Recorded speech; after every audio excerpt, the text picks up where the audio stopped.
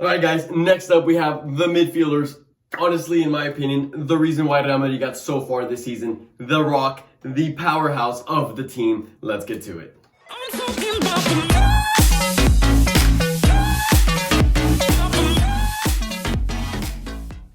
What's up guys, welcome back to El Merengue Culé. As always, we are back with the player ratings of the season. If you haven't watched the defenders that I released last night, make sure you go check those out. That was a bit of a longer video as there were 12 players that we had to cover. However, in this one we're only covering 6, so it should run a little smoother, the video should be a little bit shorter. But without further ado, let's go ahead and jump off with Isco. In my opinion, Isco was the worst of the 6 center mids that we're going to be talking about. And that is still when we compare him to Odeegard. In my opinion, Isco deserves a 4 out of 10 rating this season. Every time I watched him, man, I don't think there was a single time when I watched Isco play where I was like, damn, like he's back. He still has something in him. Honestly, every single time I was like, the guy's slow, the guy doesn't care, the guy this, the guy that. I felt really that he was really disrespectful as well whenever Zidane would call him from the bench to start warming up, and the guy, there would be videos out there of how long like a stopwatch would start playing from the moment he would get out from the bench to the moment he would go on the field, and sometimes there would be like 3-4 minutes of him just literally like doing his hair, fixing his shirt, and I was like, dude, how much do you want it? Let's go. In my opinion, I was looking at the stats of how many games he played. This season he played 24, but and it's along the same lines as the majority of the past two seasons. This is the third one, where he's averaged about 25 games-ish.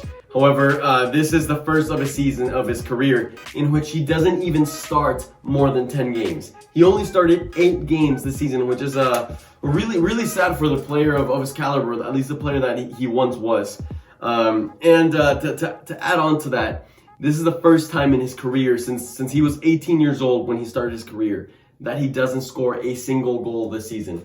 0 goals for the guy, and then 2 poor assists. That, man, Isco really had an underwhelming season, and that's already continuing to the note of his bad last season, which you guys can hear in the video from last year, in which I also gave him a 4.5 rating that time. So Isco, very underwhelming. I'm sorry that there were reports that he actually went out and said that he received death threats from, I don't know if it was fans or whatnot, and I do want to take that moment to say, as much as we can sometimes disagree with the way Isco is playing or his attitude, I don't think it's ever okay to go and say such things to a man, especially a Real Madrid player. So I did want to say that real quick. But with that being said, moving on to our next player, and that is Odeegard. Now, I'm going to be giving Odeegard a 4.5 rating, which is still higher than Isco, and it's kind of sad because Odeegard really only played half a season with us, and then the other half he was loaned out to Arsenal, where I think he obviously did better than in Madrid, because at Madrid he was frankly like not playing very much, and I think a big reason for that was honestly Zidane. Now, with that being said, I'm sure Zidane saw something in the practices, the day-to-day that he realized or made him think that Odeegard wasn't ready to play as many minutes as we once would have thought. I did think that it was a little bit unfair from Zidane to have called him and said, hey, listen, you're going to be in my project for this coming up season. I want you to come back to Real Madrid from Real Sociedad, break your 2-year loan, and come. And then after that, kind of like stab him in the back and not really give him playing times. I thought that was a little unfair from Zidane. I still try to see his point of view, but with that being said, he started very few games with Madrid. He didn't get a single assist or a single goal, which is really sad after he was coming from a wonderful season at Real Sociedad in which he scored like 4 goals and like 6 assists, a phenomenal season. And then after that, loaned out to Arsenal, in which he got off to a pretty good start, I would say. Arteta was really happy with him, praising him left and right. He got himself a goal and 2 assists, and then he hit an injury again, and he went back to a bit of a slump at Arsenal, but still continued to at least get minutes under his belt. So that was good for him. Hopefully he does return back to us, because I don't think Odeegard is done at Real Madrid. He went out and said a few days ago that he doesn't want to keep moving from team to team. He wants to find some consistency. Now, I hope that doesn't link him away from Real Madrid I want to say that with Ancelotti here, he's going to want to experiment with this guy, give him more minutes, and see what he really has. See what he really has. Ancelotti's going to have a very different style of play, and one that I think could fit Odeegard very well. So I was very excited to see him at the beginning of the season, and obviously it didn't turn out very well as I would have wished. But with that being said, I know he's not done, and I'm still very excited to see what he has to give for Real Madrid. So with that being said, 4.5, still doesn't pass for this season, but many more things to come. He's still extremely young, 22 years old, I believe, so lots to see from Odeegard. Next up, we have Federico Valverde, and this is the first player that's going to start getting the higher scores.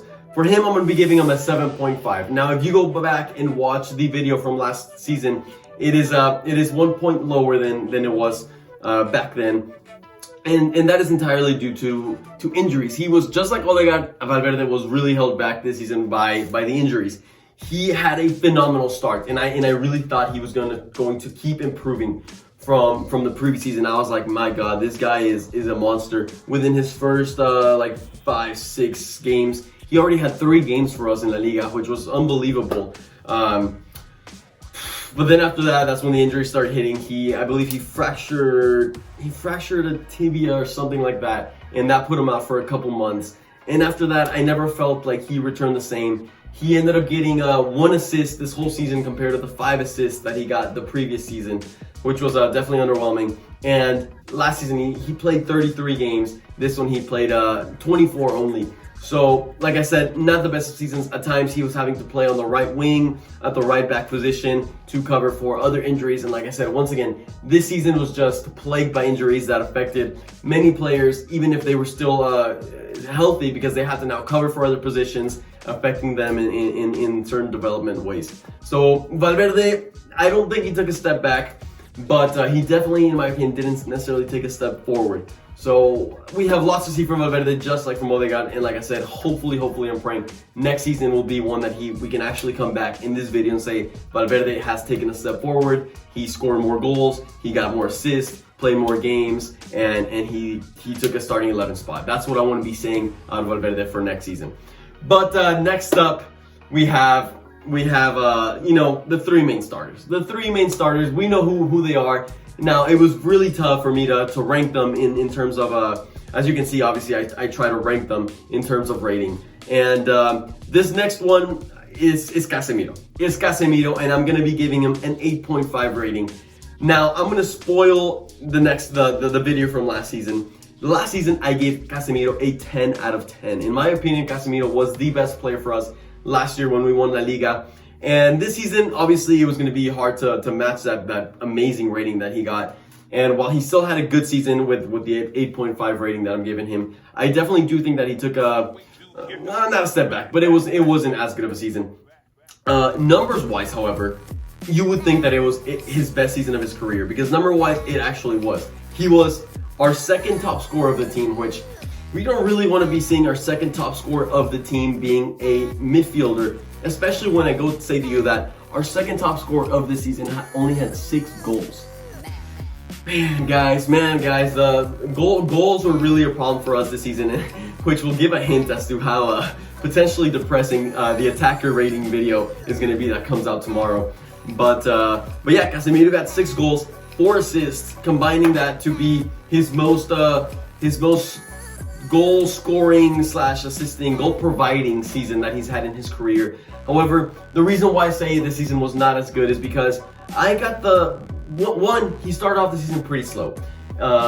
He wasn't playing his best of games. We said it out there. We were like, Casimiro seems a little bit slower in his decision making, missing a few passes here and there, making some mistakes, a few tackles that he's not connecting very well. And I went and looked at the stats to kind of confirm that. And sure enough, the previous seasons he's been averaging about an 88% pass completion rate, which is pretty good. And this season it was more around the 83, which is once again still not bad, but not to the level that we expect from Casemiro. Aside from that, he had pretty low ball winning tackles, meaning tackles that actually ended up in Real Madrid winning the ball back rather than just a successful tackle. So all those little things kind of make me say that Casemiro didn't have as good of a season. So that's why I'm giving him an 8.5 rating.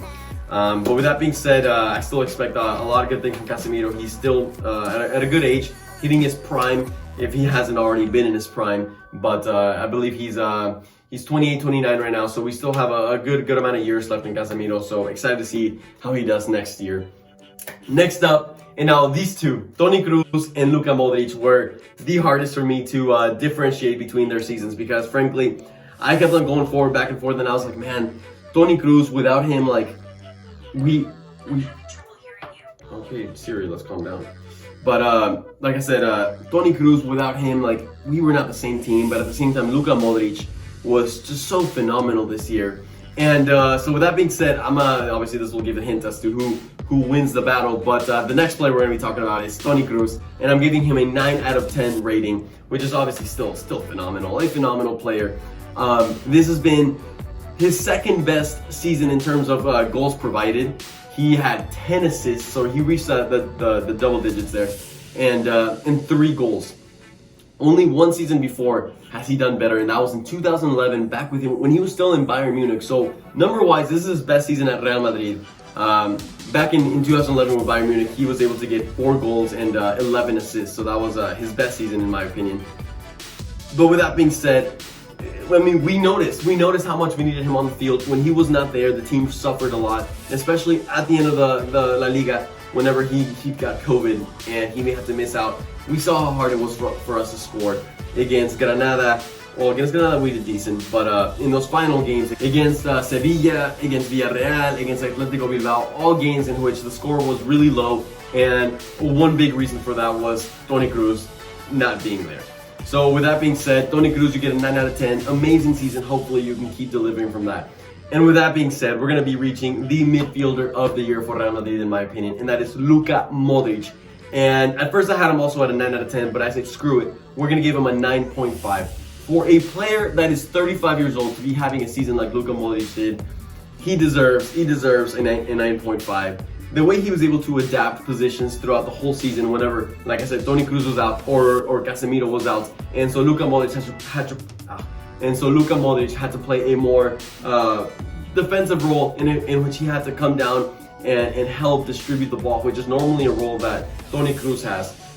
So he sacrificed himself to play for the team. We saw the runs, the sprints that this guy would take, being 35 years old, and you're like, God damn, like this guy looks like he's 25, he's in his prime or something. But no, it was Luka Modric with 35 years old. And not just that, but this is his most goal-scoring season of his career, with 5 goals ever since he's been playing for the top teams, Spurs and Real Madrid. 5 freaking goals for Luka Modric. My gosh, what a player.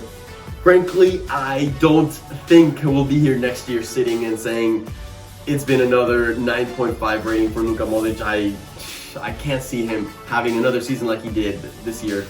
But with this guy, the only player to break Messi and Ronaldo's Ballon d'Oro records, only this player could do it. What else could we expect out of Modric? A wonderful player. But anyways, guys, this concludes my player ratings for Real Madrid's midfielders for this season. I want you to let me know down in the comments what you think of them.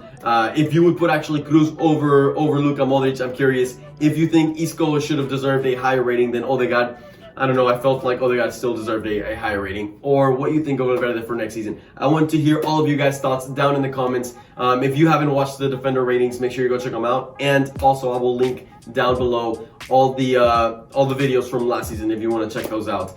With that being said, expect the attackers video tomorrow. And as always, a la Madrid.